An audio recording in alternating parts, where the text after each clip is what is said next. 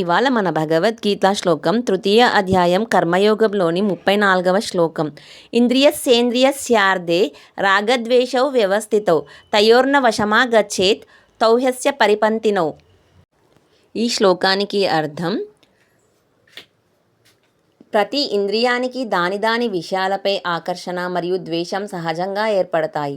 ఈ రాగద్వేషాలు మనిషిని తన ధర్మమార్గం నుండి తప్పించే అడ్డంకుల వంటివి.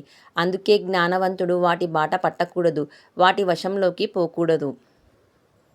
For each sense, attachment and aversion are naturally situated with respect to their objects. One should not come under their control because they are obstacles on the path of self-realization and righteous duty.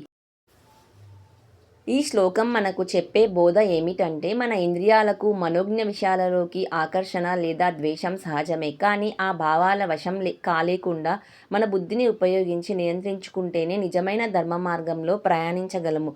మనమందరం భగవద్గీతను చదివి జ్ఞానాన్ని పెంచుకొని ధర్మాన్ని కాపాడుకుందాం. ధర్మో రక్షతి రక్షితః.